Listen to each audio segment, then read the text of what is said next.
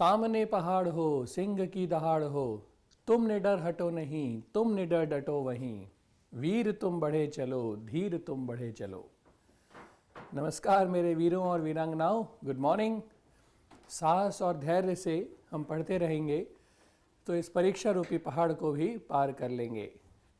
ऊष्मागतिकी की क्लास में आपका एक बार फिर से स्वागत है। आज हम बात करेंगे ऊष्मा इंजन के बारे में, द्वितीय नियम के बारे में और प्रशीतक के बारे में।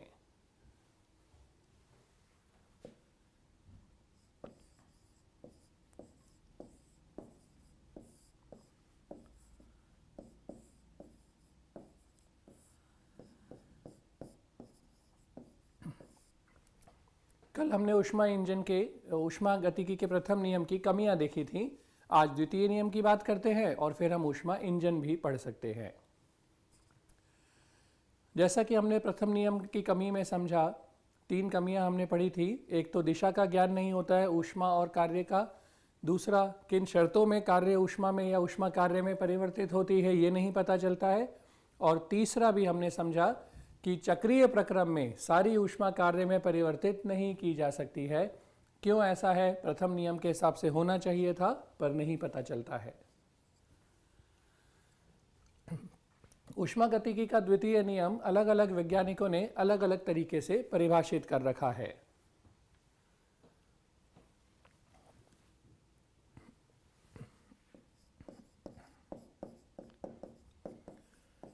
केल्विन प्लांक का नियम। ऊष्मागतिकी के द्वितीय नियम की परिभाषा केल्विन और प्लैंक ने क्या दी है? इन्होंने कहा है चक्रीय प्रक्रम में कभी भी संपूर्ण ऊष्मा को कार्य में परिवर्तित नहीं किया जा सकता है। In a cyclic process all heat can never be converted to work. क्यों ऐसा है? क्यों नहीं किया जा सकता है? क्योंकि कोई भी प्रक्रम में, चक्रीय प्रक्रम में उत्क्रमणीयता नहीं होती है, रिवर्सिबिलिटी नहीं होती है। इसलिए ऐसा नहीं संभव होगा। ऊष्मा से हमने कार्य प्राप्त किया तो कार्य से वापस उतनी ही ऊष्मा नहीं मिल सकती है। कोई भी प्रक्रम वास्तव में उत्क्रमणीय नहीं है। सैद्धांतिक रूप से तो हम कह देते हैं कि है, लेकिन प्रैक्टिकली नहीं होता है। क्यों नहीं होता है? उत्क्रमणीय प्रक्रम होने के लिए, रिवर्सिबल प्रोसेस के लिए, प्रक्रम बहुत ही छोटे छोटे स्टेप्स में होना चाहिए और सभी में साम्य बना रहना चाहिए। ऐसा संभव नहीं है। तो केल्विन प्लांक ने कहा था चक्रीय प्रक्रम में संपूर्ण ऊष्मा कभी भी पूरी तरह कार्य में परिवर्तित नहीं की जा सकती है।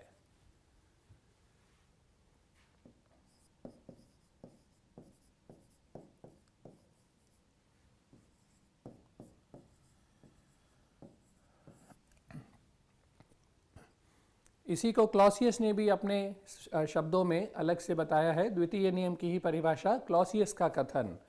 क्लॉसियस ने कहा था उच्च ताप से निम्न ताप की ओर तो ऊष्मा जाती है, ये तो हमें पता ही है कि ऊष्मा कहां से कहां प्रवाहित होती है, उच्च ताप से निम्न ताप की ओर, higher temperature to lower temperature. Clausius ने कहा था निम्न ताप से उच्च ताप की ओर ऊष्मा का संचरण, ऊष्मा का प्रवाह संभव नहीं है जब तक बाह्य कार्य प्रदान न किया जाए। वापस सुने, बाह्य कार्य प्रदान किए बिना निम्न ताप से उच्च ताप की ओर ऊष्मा का प्रवाह नहीं हो सकता है। हम कह रहे थे अभी थोड़ी देर पहले कि ऊष्मा उच्च ताप से निम्न ताप की ओर जाती है, यानी निम्न से उच्च की ओर नहीं जाएगी। क्लॉसियस ने भी यही कहा है? नहीं, वापस से सुने, क्लॉसियस ने ऐसा नहीं कहा कि निम्न से उच्च की ओर ऊष्मा नहीं जाएगी, बल्कि उन्होंने कहा बाह्य कार्य प्रदान किए बिना निम्न से उच्च ताप की ओर ऊष्मा का प्रवाह नहीं हो सकता। तो इसका मतलब यह भी हुआ कि बाह्य कार्य देने पर निम्न से उच्च ताप की ओर ऊष्मा का प्रवाह हो सकता है। Heat can not be transferred from lower temperature to higher temperature without doing external work.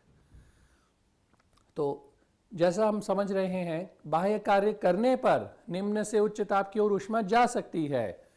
कहाँ ऐसा होता है कि बाह्य कार्य दे और निम्न से उच्च ताप की ओर ऊष्मा जाए? हमारा जो फ्रिज है वो यही काम कर रहा है। फ्रिज के अंदर ताप है 10 डिग्री, बाहर ताप है 30 डिग्री, 40 डिग्री, 50 डिग्री, फिर भी थोड़ी देर बाद फ्रिज के अंदर का ताप और कम हो जाता है और बाहर ऊष्मा फेंकता है फ्रिज, जिससे बाहर का ताप बढ़ जाता है। तो कम ताप से बाहर अधिक ताप की ओर ऊष्मा का प्रवाह हो रहा है, पर कब? जब उसका स्विच ऑन हो। स्विच ऑन हो तो क्या हो रहा है? विद्युत ऊर्जा बाह्य कार्य कर रही है, electrical energy is doing external work. अगर हम स्विच ऑफ कर दें तो स्विच ऑफ करने के बाद कम से अधिक की ओर ऊष्मा नहीं जाएगी। तो याद रखें, क्लॉसियस ने कहा था बाह्य कार्य प्रदान किए बिना निम्न से उच्च ताप की ओर ऊष्मा का संचरण या प्रवाह संभव नहीं है।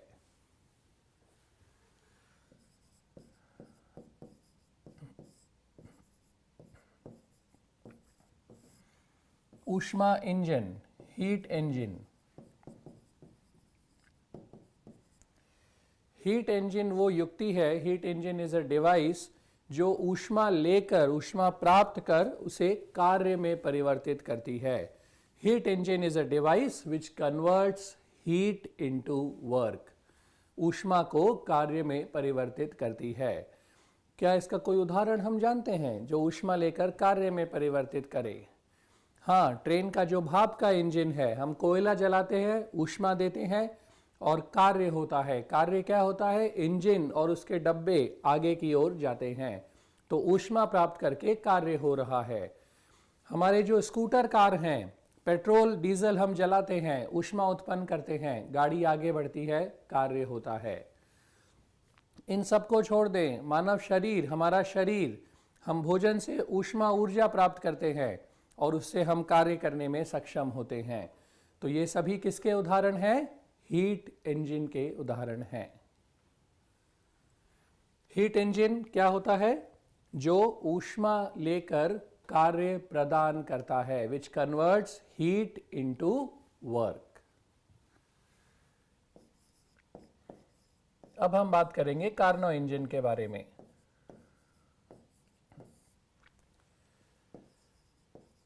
कार्नो इंजन भी एक हीट इंजन है, अर्थात ये भी ऊष्मा लेकर कार्य प्रदान करेगा। Carnot engine is also a heat engine which will convert heat into work. परंतु ये महत्वपूर्ण इंजन है, हम धीरे धीरे समझेंगे क्यों महत्वपूर्ण है।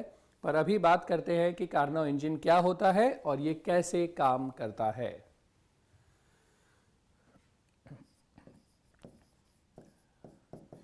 कार्नो इंजन में एक कार्यकारी पदार्थ होता है जो सिलेंडर में भरा जाता है। वर्किंग सब्सटेंस, कार्यकारी पदार्थ।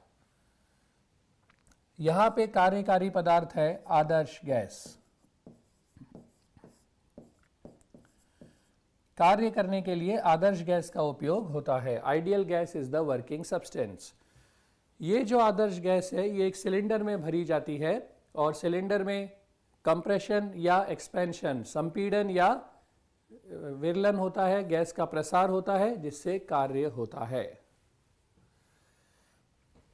कार्नो इंजन में 4 मुख्य प्रक्रम होते हैं। तो ये प्रक्रम ध्यान से सुन लें, ये महत्वपूर्ण है और इन पे प्रश्न भी आ सकता है।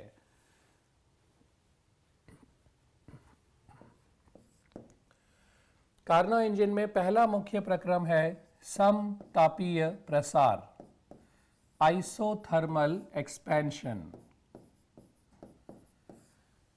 इसमें गैस को हम एक स्रोत पर रखते हैं, स्रोत जो ऊष्मा देगा। भाई काम ही क्या है ऊष्मा इंजन का? ऊष्मा प्राप्त करना और उसे कार्य में परिवर्तित करना।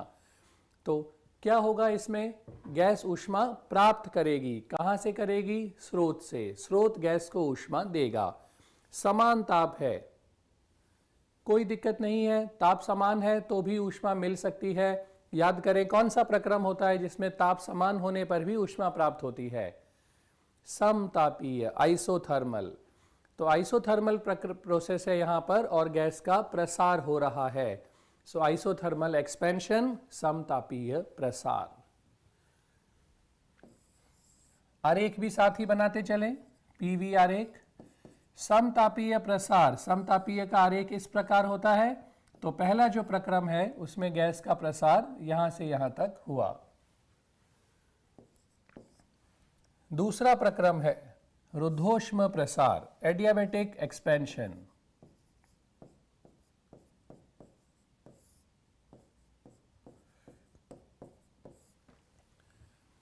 रुद्धोष्म प्रसार, रुद्धोष्म का आरेख इस प्रकार होगा, याद रखें। रुद्धोष्म का आरेख समतापीय जैसा ही दिखता है लेकिन ज्यादा ऊर्ध्व होता है।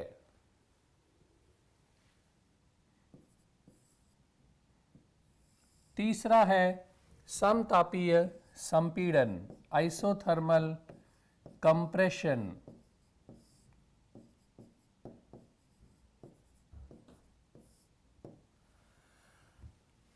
ये रहा समतापीय का आरेख, ये भी वैसा ही होगा, पर इस बार प्रसार नहीं संपीड़न है, यानी आयतन में कमी आ गई है। और अंतिम है रुद्धोष्म संपीड़न।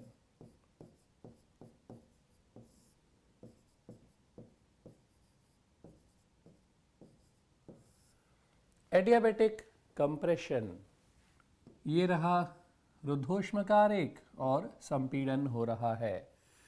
तो इस प्रकार हम देख रहे हैं ये एक चक्र बन गया, अतः ये कार्नोट चक्र कहलाता है, कार्नोट साइकिल।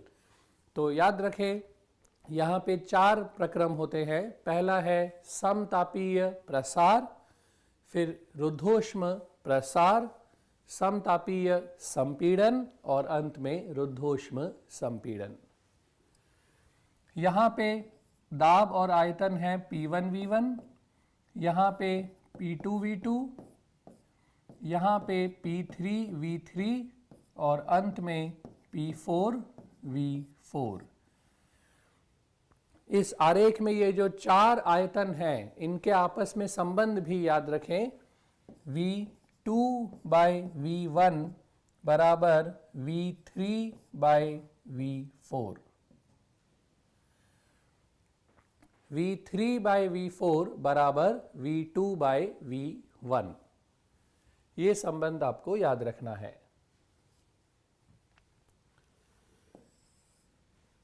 अब हम यहां पर परिभाषित करते हैं इंजन की दक्षता, एफिशिएंसी। इंजन में दक्षता सबसे महत्वपूर्ण है और इस पे प्रश्न आया था पिछली बार, ध्यान से सुने।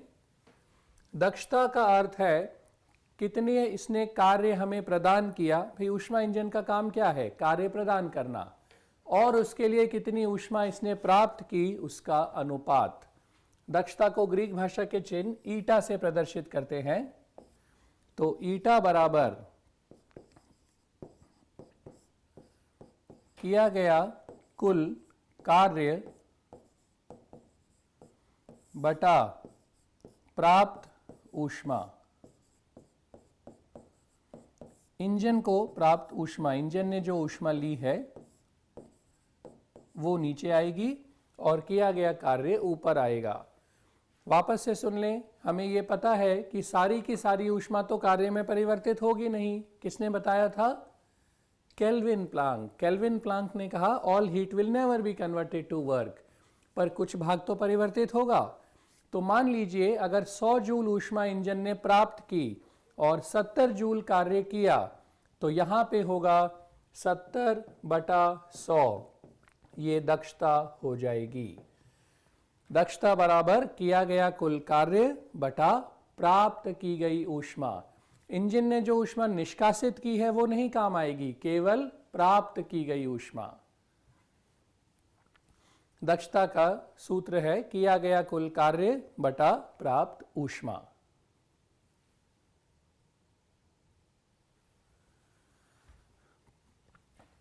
तो ध्यान से सुने, हमने ऊष्मा इंजन जो अभी समझा कार्नो का, स्रोत से कार्नो इंजन ऊष्मा प्राप्त करता है। स्रोत उच्च ताप T1 पर है। Q1 ऊष्मा इसने प्राप्त की। इस ऊष्मा का कुछ भाग ये क्या करेगा? कार्य में परिवर्तित करेगा।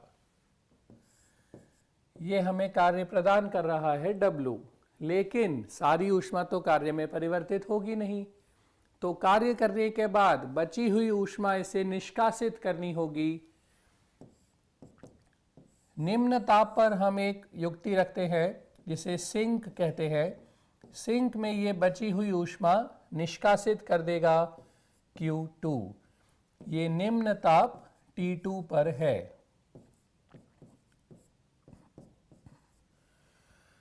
ध्यान रखें, जो उच्च ताप है वो T1 है और जो निम्न ताप है वो T2 है। तो स्रोत से इंजन ने ऊष्मा प्राप्त की, मान लीजिए 100 जूल ऊष्मा प्राप्त की। उसमें से कुछ ऊष्मा कोई एक कार्य में परिवर्तित कर पाएगा, मान लीजिए 70 जूल इसने परिवर्तित कर दिया। 100 प्राप्त की, 70 तो कार्य कर दिया, बची हुई ऊष्मा कितनी है? 30 जूल। उसे इसको निष्कासित करना पड़ेगा, फेंकना पड़ेगा, ताकि ये अगले चक्र के लिए तैयार हो पाए। तो बची हुई ऊष्मा Q2 इसने निष्कासित कर दी है। अतः क्या संबंध हुआ इन तीनों राशियों में? Q1 बराबर Q2 प्लस W या W बराबर Q1 माइनस Q2। फिर से दक्षता की बात करते हैं। दक्षता का सूत्र था किया गया कार्य बटा ली गई ऊष्मा। इंजन ने जो प्राप्त की है वो ऊष्मा, इंजन ने जो ऊष्मा प्राप्त की है वो है W अपॉन Q1। W की जगह हम लिख सकते हैं Q1 माइनस Q2 बटा Q1। अलग अलग अगर भाग दे दें, Q1 बटा Q1 1 माइनस Q2 बटा Q1। तो दक्षता का सूत्र यहां पर हमें प्राप्त हुआ ईटा बराबर 1 माइनस Q2 अपॉन Q1।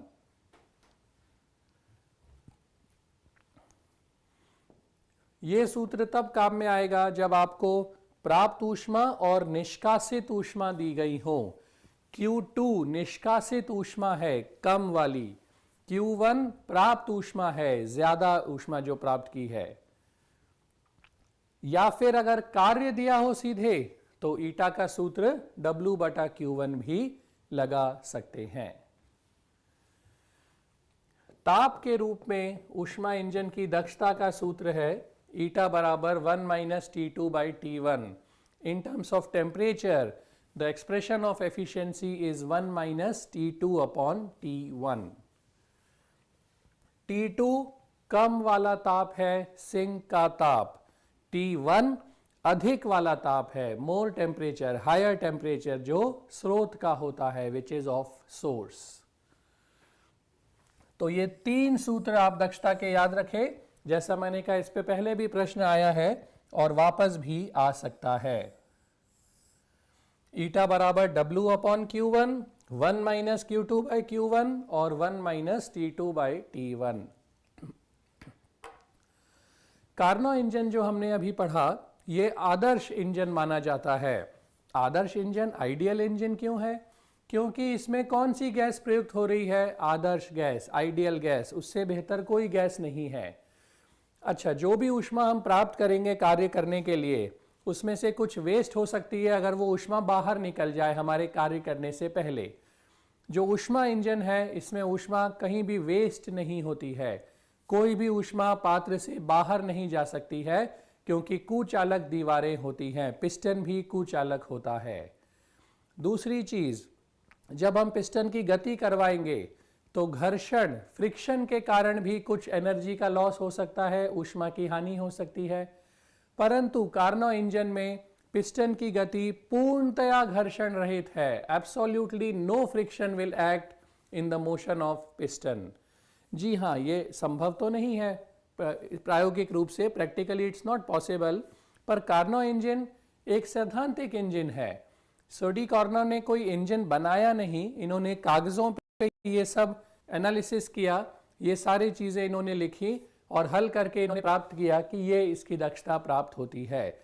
तो क्योंकि ये सैद्धांतिक इंजन है तो सभी चीजें आदर्श स्थिति में ली गई हैं, यानी इससे बेहतर कोई भी इंजन नहीं हो सकता। कार्नो इंजन सर्वोत्तम, सर्वोत्कृष्ट, सर्वश्रेष्ठ इंजन है। उसके बाद इसकी दक्षता आई है 1 माइनस T2 अपॉन T1, यानी सभी बाकी इंजनों की दक्षता इससे तो कम ही होगी। हम क्या चाहेंगे? हम चाहेंगे जितनी ऊष्मा प्राप्त की उसका अधिकतम भाग किस चीज में परिवर्तित हो, कार्य में परिवर्तित हो। हमारे हिसाब से तो हम चाहेंगे पूरी की पूरी ऊष्मा कार्य में परिवर्तित हो, यानी 100 जूल ऊष्मा प्राप्त की तो 100 जूल कार्य हो जाए, यानी दक्षता हम चाहेंगे 100/100 1।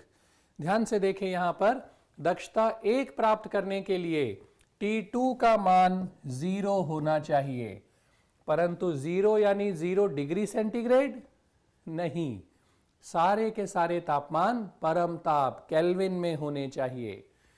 0 केल्विन, 0 केल्विन परम शून्य ताप कहलाता है, एब्सोल्यूट जीरो टेम्परेचर, और इसे प्राप्त करना भी असंभव है। इसका मतलब T2 कभी भी 0 नहीं होगा, और जब T2 0 नहीं होगा तो दक्षता भी 1 नहीं हो पाएगी। तो कार्नो इंजन, सर्वश्रेष्ठ इंजन, आदर्श इंजन भी 100% दक्षता नहीं देगा, यानी पूरी तरह कार्य को ऊष्मा में परिवर्तित नहीं करेगा। तो जब पूरी तरह परिवर्तित नहीं करेगा तो दक्षता इसकी भी 100 नहीं हो सकती है। प्रतिशत में 100 नहीं हो सकती, in percentage can not B 100, क्योंकि T2 0 नहीं हो सकता है।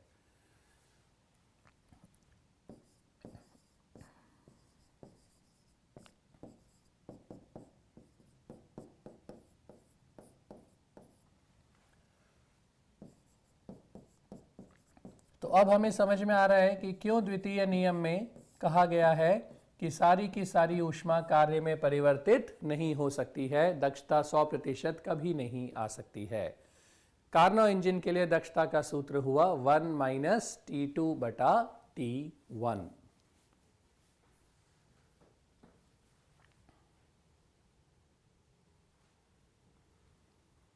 कुछ प्रश्न इस पर करते हैं, फिर हम आगे पढ़ेंगे प्रशीतक के बारे में, जो कार्नो इंजन या इंजन से उल्टे काम करता है। तो हमने अभी जो समझा है वो याद रखे। कार्नो ने बताया कि उसकी इंजन की दक्षता 1 - T2/T1 जो कि 100 या 100% या 1 नहीं होगी। तो कार्नो प्रमेय यही कहता है, किसी भी ऊष्मा इंजन की दक्षता कार्नो इंजन से ज्यादा नहीं हो सकती है, यदि उस ऊष्मा इंजन के स्रोत का ताप वही हो जो कार्नो इंजन का है, और सिंक का ताप भी वही हो जो कार्नो इंजन का है। No heat engine can have efficiency greater than Carnot engine if it has same temperature of source as Carnot engine and same temperature of sink as Carnot engine.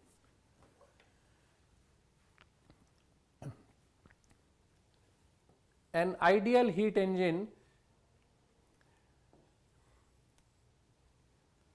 leaves heat in the surrounding at 77 degrees centigrade. If efficiency is 30%, at what temperature does it take heat? Heat लेना किस, ऊष्मा लेनी किस ताप पर है, किस temperature पे हीट लेनी है। जिस टेम्परेचर पे हीट लेते हैं वो ज़्यादा वाला होता है T1, जिस टेम्परेचर पे छोड़ते हैं वो कम वाला होता है T2।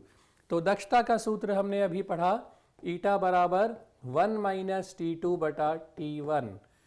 दक्षता 30% है, पर हमें तो मान चाहिए। प्रतिशत से मान कैसे मिलेगा? 100 से भाग देकर।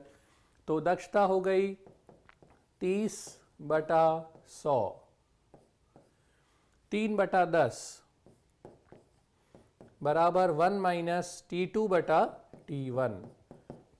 तो T2/T1 का मान प्राप्त हुआ 1 - 3/10 यानी 7/10।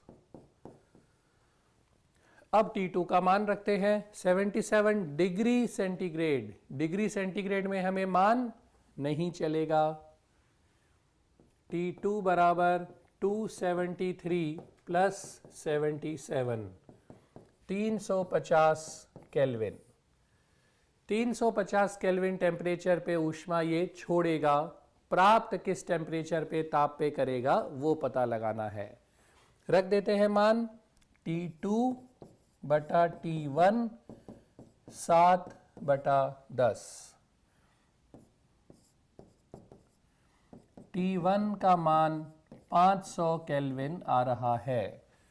500 केल्विन। फिर से याद रखें जो हमने कल बहुत सारे पॉइंट समझे थे एग्जाम से रिलेटेड कि हमें ताप सिर्फ मान आ गया तो उत्तर पे ध्यान नहीं देना है, मान के साथ साथ मात्रक भी देखना है। यहाँ सारी चीज़ें डिग्री सेंटीग्रेड में दी हैं, वापस परिवर्तित करते हैं।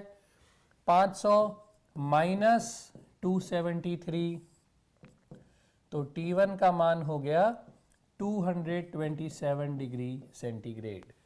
अतः सही उत्तर हुआ 227 डिग्री सेंटीग्रेड।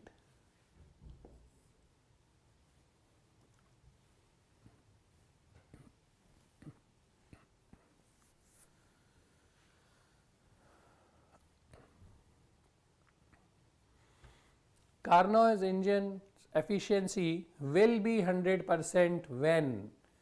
कब कार्नो इंजन की दक्षता 100% होगी, यानी एक मान होगा जब T2 सिंक का ताप, कम वाला ताप 0 हो जाए।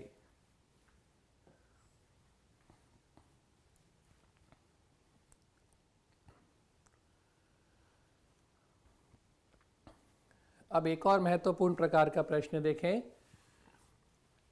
When the temperature of sink is 500 Kelvin, efficiency of Carnot's engine is 50%. Keeping temperature of source constant, what should be the new temperature of sink if efficiency is to be made 60%? हल करते हैं। पहली बार ईटा बराबर 1 minus T2 by T1 में ईटा है 50%, T2 है 500 kelvin. यहां से हम किसका मान ज्ञात कर सकते हैं? T1 का। 1/2 बराबर 1 माइनस 500 बटा T1। 500 बटा T1 इस तरफ ले आए, 1/2 को उधर भेजें तो T1 का मान हो गया 500 इंटू 2 यानी 1000 केल्विन। T1 कौन सा ताप है? उच्च ताप, स्रोत का ताप। T1 हमने प्राप्त कर लिया है। अब दूसरी बार फिर से दक्षता के लिए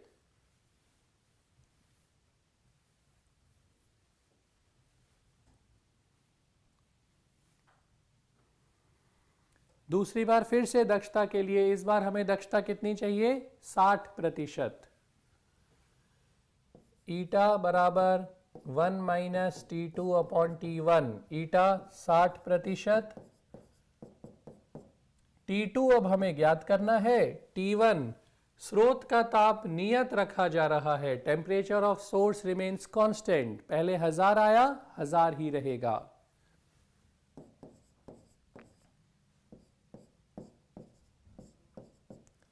फिर से T2 बटा 1000 बराबर 1 माइनस 3/5, 5 माइनस 3/5, 2/5। वज्र गुणन T2 बराबर 2 इंटू 1000 बटा 5, 400 केल्विन। विकल्प में देखा हमने केल्विन में ही उत्तर चाहिए, तो सही उत्तर हुआ 400 केल्विन।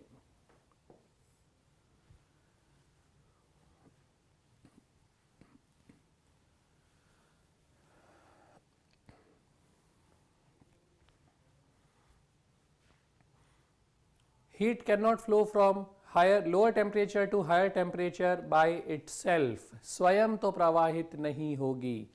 ये किस नियम पर आधारित कथन है? ऊष्मागतिकी का द्वितीय नियम। और किसका कथन था ये? क्लॉसियस का कथन। मुझे याद आ रहा है पिछली बार आपके परीक्षा में, लैब असिस्टेंट परीक्षा में प्रश्न पूछा गया था 30 डिग्री सेंटीग्रेड पर ऊष्मा निष्कासित होती है और 90 डिग्री सेंटीग्रेड पे ऊष्मा प्राप्त होती है। जहाँ तक मुझे याद है यही मान है। तो हमें निकालना है दक्षता क्या होगी इंजन की। कम ताप T2 है 30 डिग्री सेंटीग्रेड और अधिक ताप T1 है 90 डिग्री सेंटीग्रेड। दक्षता ज्ञात करनी है। दक्षता का सूत्र 1 minus T2 upon T1। T2 degree centigrade है, 273 जोड़ा,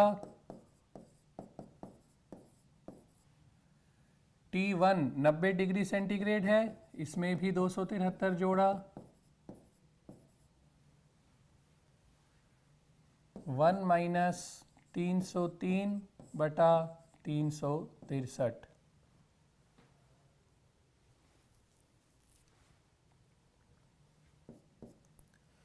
तीन सौ तिरसठ और 303, 3 से हम इसे काट देते हैं, 121 माइनस 101 बटा 121, 20 बटा 121 दक्षता का ये मान प्राप्त हुआ।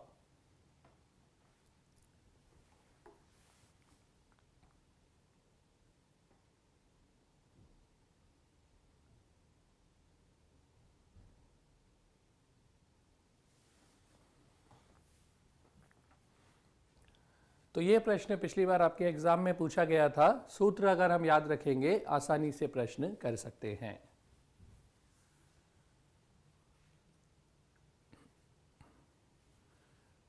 निकाय को दी गई ऊष्मा 35 जूल और निकाय द्वारा संपन्न कार्य -15 जूल है। आंतरिक ऊर्जा में परिवर्तन क्या होगा?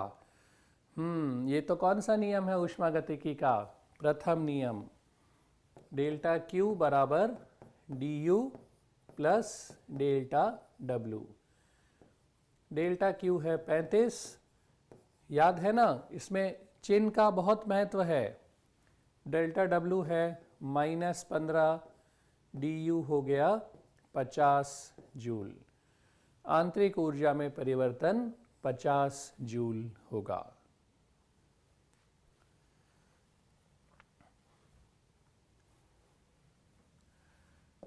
अब हम हीट पंप के बारे में पढ़ते हैं। ऊष्मा पंप,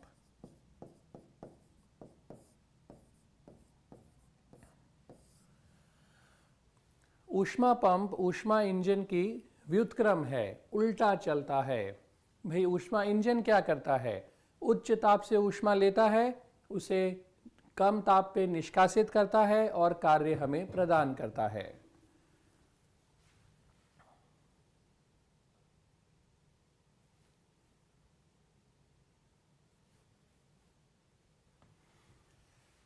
ये रहा ऊष्मा इंजन। उच्च ताप पे स्रोत से ऊष्मा प्राप्त करेगा, ऊष्मा से कार्य हमें प्रदान करेगा और निम्न ताप T2 पे सिंक पे बची हुई ऊष्मा निष्कासित करेगा। यही था ऊष्मा इंजन। अब देखें ऊष्मा पंप कैसे कार्य करेगा। ऊष्मा पंप में भी स्रोत होगा जो T1 उच्च ताप पर है, इसमें भी सिंक होगा जो निम्न ताप T2 पर होगा और ऊष्मा इंजन की जगह इस बार हमारे पास क्या होगा? ऊष्मा पंप। जैसा मैंने अभी बताया, ऊष्मा पंप बिल्कुल उल्टा है ऊष्मा इंजन से। उल्टा क्यों है?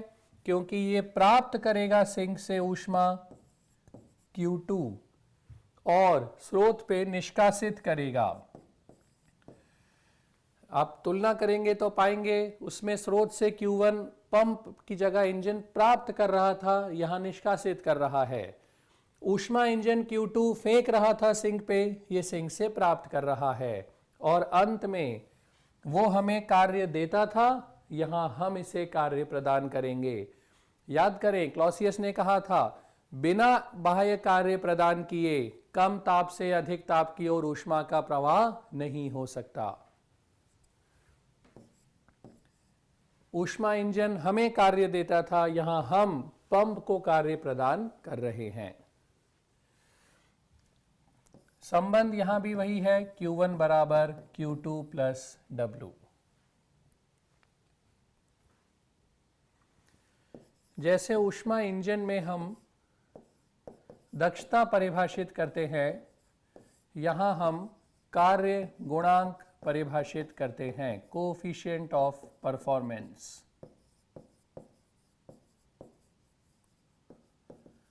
इसको बीटा चिन्ह से प्रदर्शित करते हैं। बीटा का सूत्र होता है Q2 बटा W। Q2 कितनी ऊष्मा ये निम्न ताप से निकाल पाया है और अपॉन W कितना कार्य हमने इसे प्रदान किया है, इसे हम कहते हैं कार्य गुणांक, कोफिशिएंट ऑफ परफॉर्मेंस।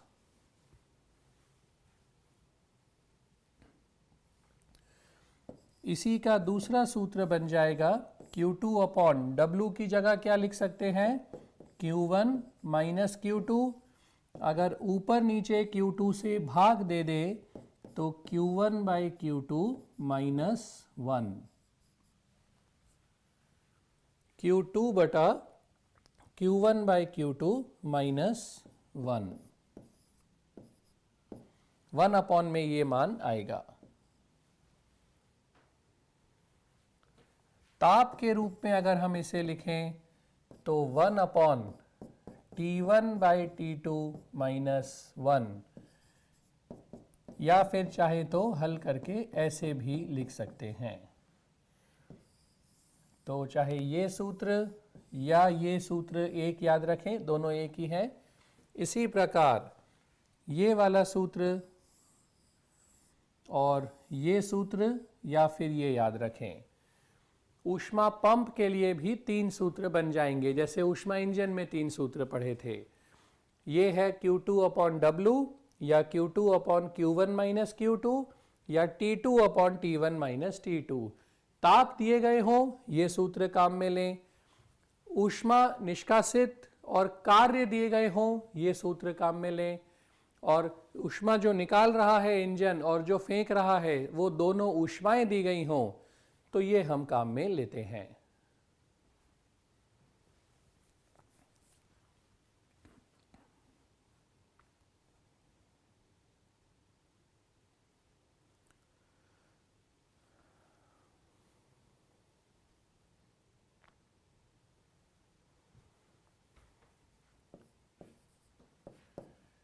बीटा कार्य गुणांक, कोफिशिएंट ऑफ परफॉर्मेंस, जो ऊष्मा पंप के लिए है, और ईटा हमने पढ़ा वो क्या होता है, दक्षता, ऊष्मा इंजन की दक्षता, एफिशिएंसी। इन दोनों में संबंध क्या है, बीटा बराबर 1 माइनस ईटा बटा ईटा। क्यों ये संबंध महत्वपूर्ण है, क्योंकि प्रश्न में कह देंगे एक कार्नो इंजन या ऊष्मा इंजन है, उसे उल्टा चलाया जा रहा है, उल्टा चलाते ही वो क्या बन जाएगा, ऊष्मा पंप बन जाएगा।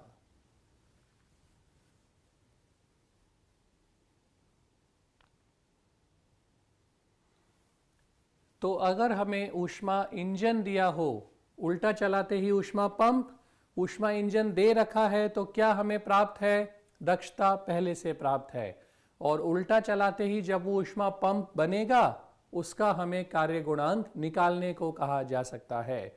उदाहरण के लिए एक ऊष्मा इंजन की दक्षता है 40%,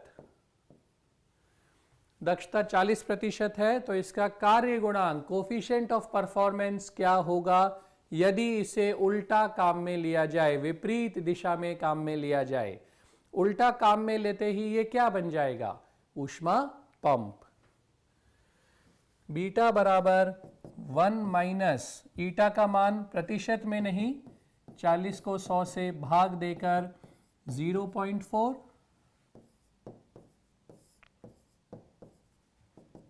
0.6 अपॉन 0.4, 6/4 यानी 1.5। तो यदि उस ऊष्मा इंजन को जिसकी दक्षता 40% है विपरीत दिशा में प्रयोग में लिया जाए तो उसका कार्य गुणांक 1.5 हो जाएगा। तो ऊष्मा इंजन दिया हो तो हम उससे कार्य गुणांक निकाल सकते हैं, पर उल्टा भी तो हो सकता है। यदि आपको ऊष्मा पंप का कार्य गुणांक दिया हो और कहा जाए इसे विपरीत दिशा में काम में लेके ऊष्मा इंजन की तरह प्रयोग किया गया है, उसकी दक्षता ज्ञात कीजिए, तो उल्टा करने पर दक्षता का सूत्र है 1/1 प्लस बीटा। यदि आपको बीटा का मान दे रखा हो और दक्षता ज्ञात करनी हो, इस सूत्र का प्रयोग हमें करना होगा। एक उदाहरण इसका भी लेते हैं। एक ऊष्मा पंप है जिसका कार्य गुणांक है 4 कार्य गुणांक प्रतिशत में नहीं होता, सिर्फ मान होता है। और 1 से बड़ा मान हो तो ये अच्छा ऊष्मा पंप होगा, कम हो तो ये खराब ऊष्मा पंप है। तो एक ऊष्मा पंप का कार्य गुणांक 4 है। A heat pump has coefficient of performance 4। यदि इसे उल्टी दिशा में ऊष्मा इंजन की तरह प्रयोग में लिया जाए तो नया दक्षता नई क्या होगी, ऊष्मा इंजन की दक्षता क्या होगी? What will be the efficiency of heat engine if this heat pump is used in reverse direction. तो हल करते हैं। हमने कहा बीटा का मान दिया है 4, रख देते हैं 1/1 प्लस बीटा। दक्षता तो हम प्रतिशत में भी निकाल सकते हैं मान के साथ साथ, तो उत्तर हुआ 0.2 मान, या प्रतिशत में करने के लिए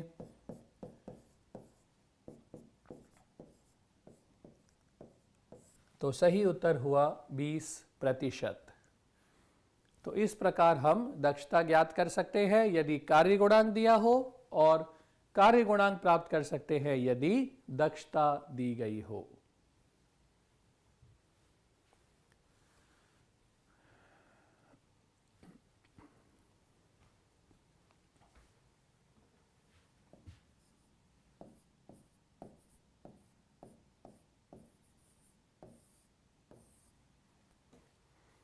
हमारा आखिरी टॉपिक है ऊष्मागतिकी में एंट्रोपी।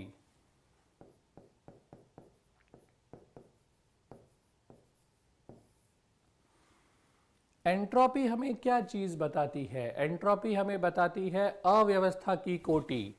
कितनी अव्यवस्था किसी निकाय में है वो हमें एंट्रोपी से पता चलता है। यदि एंट्रोपी ज्यादा है तो अव्यवस्था ज्यादा है, एंट्रोपी कम है तो अव्यवस्था कम है। तो याद रखें, ब्रह्मांड की एंट्रोपी सदैव बढ़ती ही जाएगी क्योंकि अव्यवस्था सदैव बढ़ती जाएगी। प्रारंभ में ब्रह्मांड में जैसे निकाय में सब व्यवस्थित था, अब वैसा नहीं है, सब चीज़ें अव्यवस्थित होती जा रही है। हमारी लाइफ में भी ऐसा ही हो रहा है, हम स्वयं भी ज़्यादा अव्यवस्थित होते जा रहे हैं।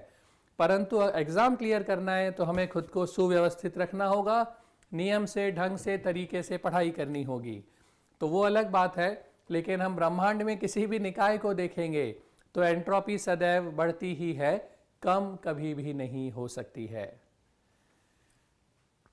इसके लिए सूत्र है डेल्टा एस बराबर डेल्टा क्यू बटा टी। डेल्टा एस बराबर डेल्टा क्यू बटा T, entropy delta S, entropy में परिवर्तन, change in entropy, is equal to delta Q जो ऊष्मा प्राप्त हो रही है अपॉन टी, टी है निकाय का ताप। तो एंट्रोपी में परिवर्तन निकाय के ताप के व्युत्क्रमानुपाती होता है।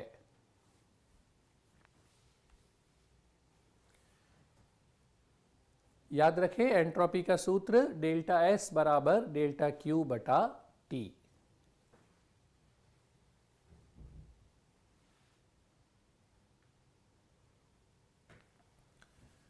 अगर रुद्धोष्म प्रक्रम की बात की जाए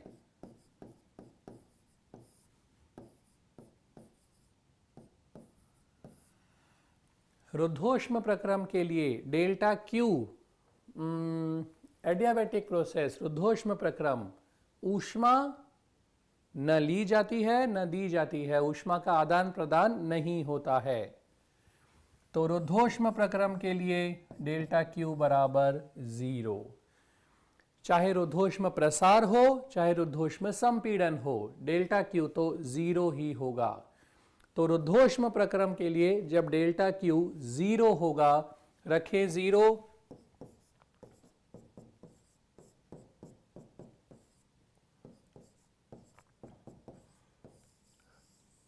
तो रुद्धोष्म प्रक्रम के लिए डेल्टा एस, एंट्रोपी में परिवर्तन 0 हो जाएगा। For an adiabatic process change in entropy is zero, which means entropy remains constant। परिवर्तन शून्य है यानी एंट्रोपी कैसी रहेगी, नियत बनी रहेगी। रुद्धोष्म परिवर्तन में एंट्रोपी नियत रहती है।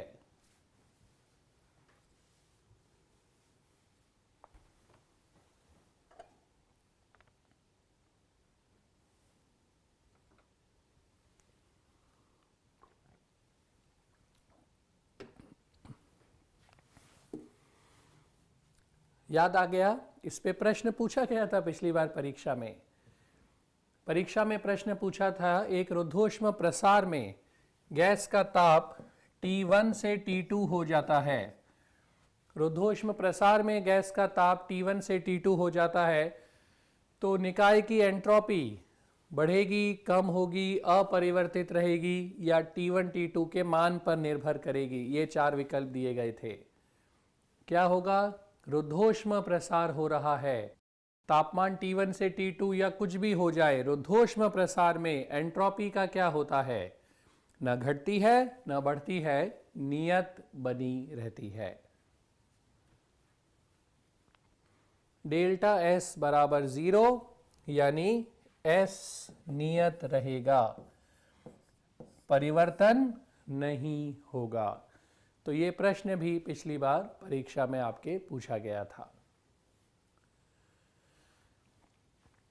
तो हमने सभी चीज़ें पढ़ ली हैं और जैसा मैंने पहले भी कहा, पिछला चैप्टर जो हमने पढ़ा था दृढ़ पिंड गतिकी में, रोटेशनल रिजिड बॉडी डायनामिक्स में, कि कुछ प्रश्न तो हम प्रैक्टिस के लिए साथ करते ही हैं, पर हम ज़्यादा प्रश्न करते हैं चैप्टर होने के बाद।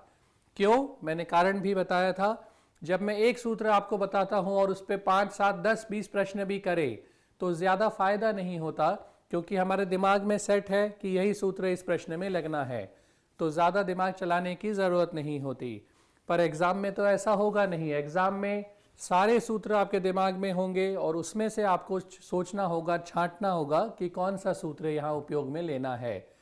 अगर हम ऐसे ही प्रैक्टिस करें कि एक एक सूत्र पे प्रश्न करें तो कभी भी हम एग्ज़ाम में अच्छा नहीं कर पाएंगे, क्योंकि वो आदत तो है ही नहीं कि इतने सारे सूत्रों में से अब कौन सा उपयोग में लेना है ये हम समझ पाएँ या निकाल पाएँ। तो आइए प्रश्न शुरू करते हैं। हमने क्या क्या पढ़ा है एक बार जल्दी से याद करें। हमने ऊष्मागतिकी का प्रथम नियम पढ़ा, उसके चिन्ह परिपाटी महत्वपूर्ण है, याद रखनी है।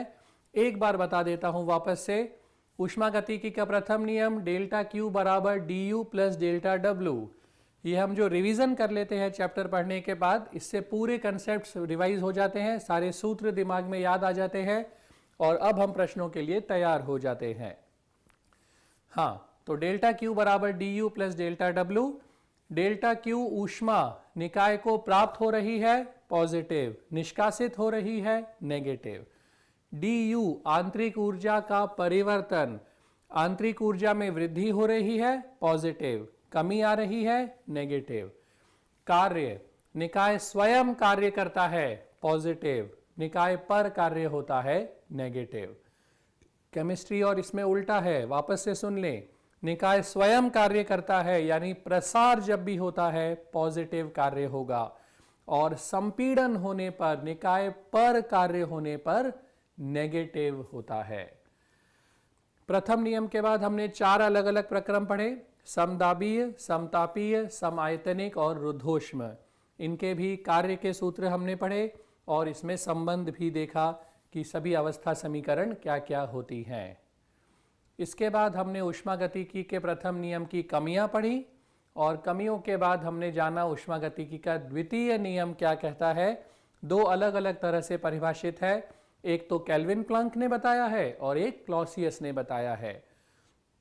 फिर हमने समझा ऊष्मा इंजन जो कार्नो ने बनाया था और उसमें हमें पता चला कि कार्नो इंजन या किसी भी ऊष्मा इंजन की दक्षता 100% कभी नहीं हो सकती, क्योंकि उसके लिए सिंक का ताप, कम वाला ताप T2 0 केल्विन होना चाहिए, जो संभव ही नहीं है। इसके बाद हमने इसकी दक्षता प्राप्त की और ये भी जाना कि अगर कार्नो इंजन या किसी भी ऊष्मा इंजन को उल्टी दिशा में चलाया जाए तो वो ऊष्मा पंप बन जाता है और वो क्या करता है, कम ताप से अधिक ताप की ओर ऊष्मा का प्रवाह करता है, जिसके लिए हम उसे ऊष्मा या कार्य प्रदान करते हैं। और उसके लिए भी हमने कार्य गुणांक जाना, कोफिशिएंट ऑफ परफॉर्मेंस। अंत में हमने बात की है एंट्रोपी की। Entropy the degree of disorder of system, disarrangement of system, अव्यवस्था कितनी है निकाय में, ये एंट्रोपी से पता चलता है। तो एंट्रोपी में डेल्टा एस बराबर डेल्टा क्यू अपॉन टी होता है, यानी ऊष्मा कितनी प्राप्त हो रही है बटा ताप, ये है एंट्रोपी में परिवर्तन। और रुद्धोष्म प्रक्रम में डेल्टा क्यू जीरो है तो डेल्टा एस जीरो होता है, एंट्रोपी में कोई परिवर्तन नहीं होता है।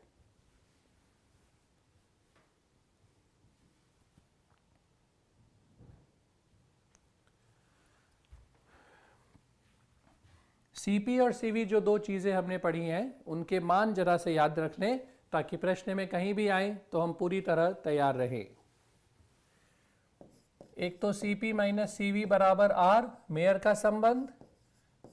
इस पे प्रश्न भी पूछा गया था पिछली बार, सीधे ही पूछा गया था कि सीपी और सीवी में क्या संबंध है, सीपी माइनस सीवी बराबर आर या सीपी बराबर सीवी प्लस आर। और सीपी अपॉन सीवी बराबर गामा। गामा रुद्धोष्म नियतांक, एडियाबेटिक कांस्टेंट। याद करें, रुद्धोष्म के सभी सूत्रों में गामा आता है, कार्य में भी और अवस्था समीकरण में भी।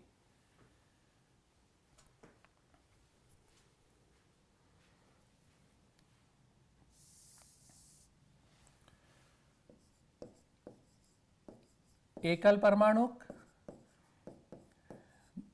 मोनोएटॉमिक, द्विपरमाणुक, डाइएटॉमिक और त्रिपरमाणुक, ट्राइएटॉमिक। इसमें भी अरेखीय और रेखीय अलग अलग हो सकती हैं गैसें।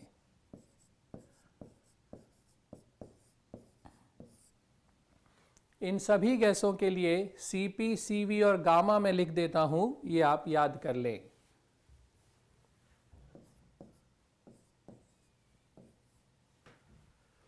एकल परमाणु के लिए Cv का मान होता है 3R/2।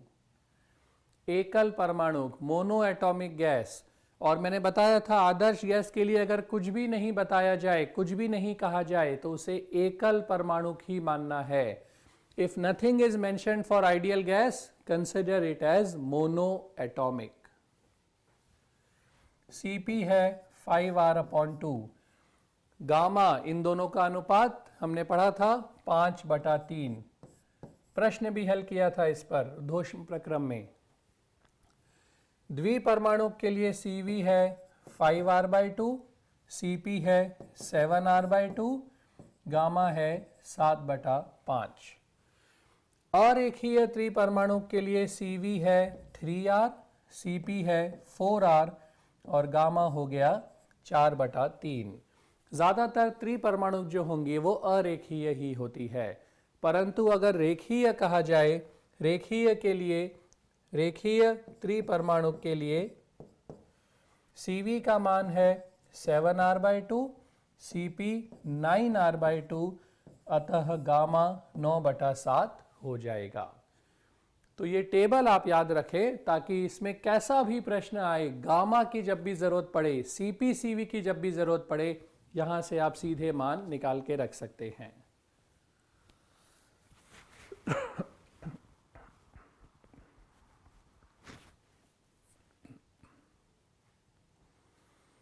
तो चलिए बढ़ते हैं प्रश्नों की ओर।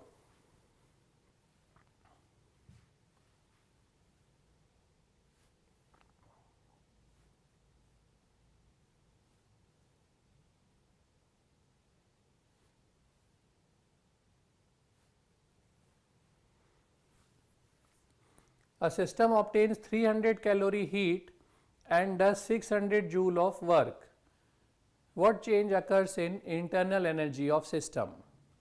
सबसे पहले तो कौन सा यहाँ पे समीकरण या नियम लगेगा? प्रथम नियम, डेल्टा Q बराबर du plus delta W। 300 calorie heat is given to the system, प्राप्त कर रहा है निकाय। कैसी होगी ऊष्मा? Positive, 300 calorie positive.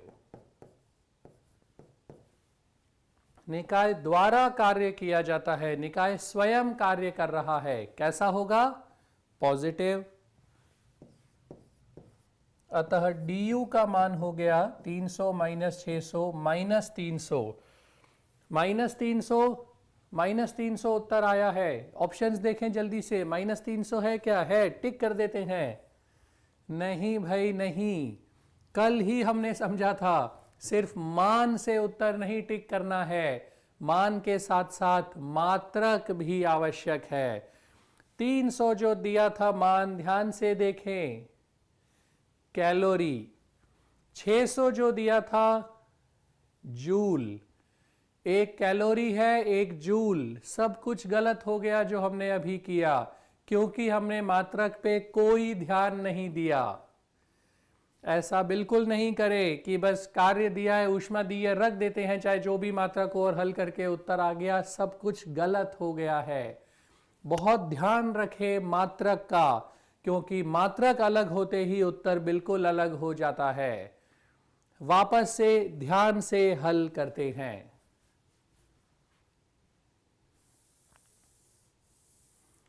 कल भी मैंने समझाई थी ये बात आपको, फिर भी देखिए आज हुई ना गलती।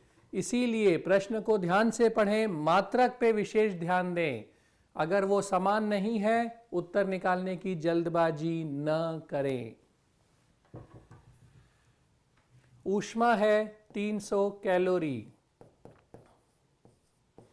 परंतु कार्य जूल में है, उत्तर भी जूल में ही चाहिए, तो कैलोरी को जूल में परिवर्तित करना होगा। कैसे परिवर्तित करेंगे? 300, एक कैलोरी में 4.18 जूल ऊष्मा है, प्रति कैलोरी 4.18 जूल। एक कैलोरी में 4.18, तो 300 कैलोरी में 300 इंटू 4.18।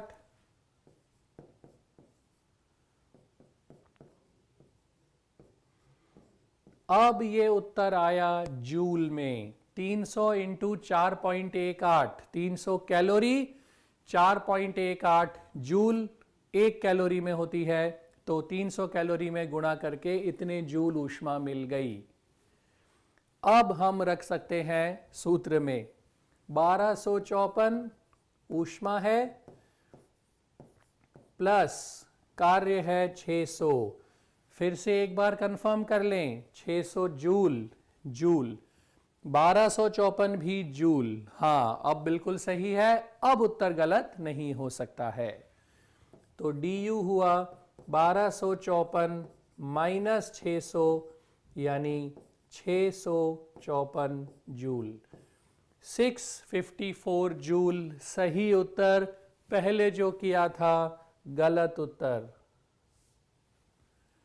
तो सही उत्तर हुआ ए, 654 जूल। बहुत ध्यान रखें मान का और मात्रक का। प्रश्न का अगर सूत्र आता है तो भी निकालने की जल्दबाजी ना करें, अच्छे से ध्यान से पढ़ के समझ के प्रश्न को हल करना है। इसीलिए हमने ये प्रश्न लिया, क्योंकि एग्जाम में गलती ना हो, यहाँ हो जाएगी कोई प्रॉब्लम नहीं, यहाँ गलती करके हम सीखेंगे, समझेंगे। और अगर आपने इस प्रश्न में गलत उत्तर निकाला तो अब आप हमेशा याद रखेंगे, जैसे ही एग्जाम में प्रश्न आएगा दिमाग में भी घंटी बज जाएगी कि मात्रक क्या है, कहीं हम गलत तो नहीं कर रहे हैं, जिससे एग्जाम में फायदा हो जाएगा।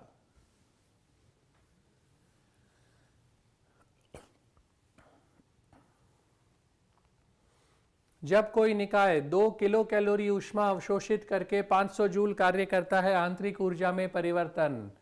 फिर से ऊष्मा किलो कैलोरी और कार्य जूल। बज रही है घंटी, करते हैं हल। डेल्टा क्यू बराबर 2 किलो, किलो मतलब 2000 कैलोरी। कैलोरी को जूल में करने के लिए याद रखें 4.18 से गुणा करना है।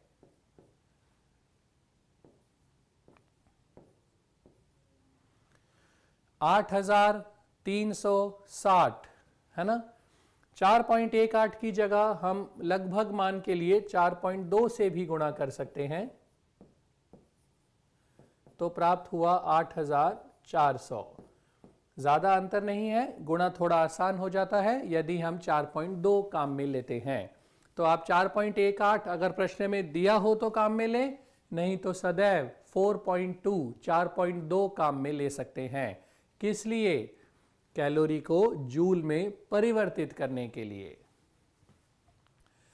ऊष्मा आ गई है, कार्य दिया गया है, चिन्ह का भी ध्यान रखना है। निकाय अवशोषित कर रहा है, प्राप्त कर रहा है ऊष्मा, पॉजिटिव। कार्य भी स्वयं कर रहा है, पॉजिटिव। अब हम सूत्र में मान रख सकते हैं।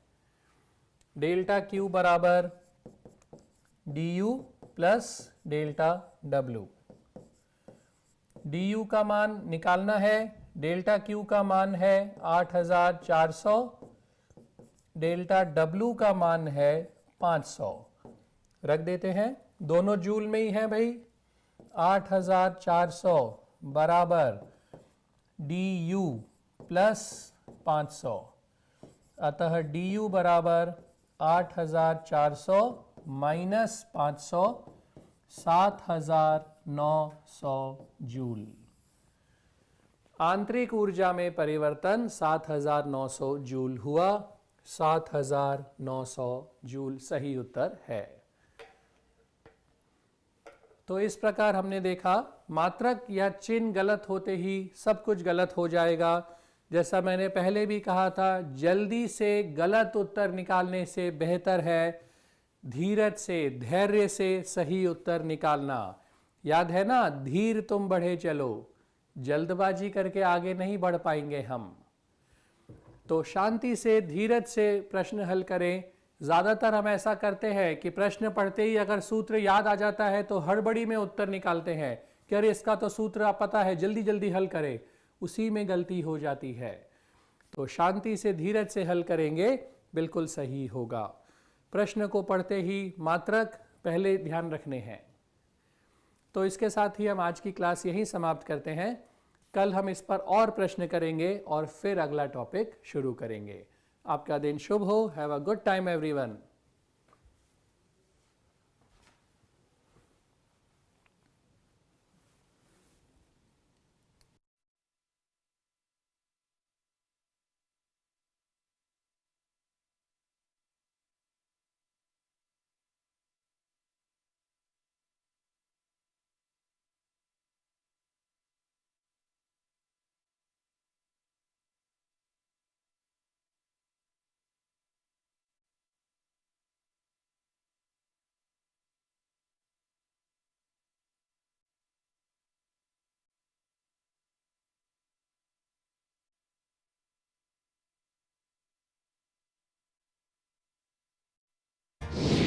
Click on the subscribe button to subscribe to our channel.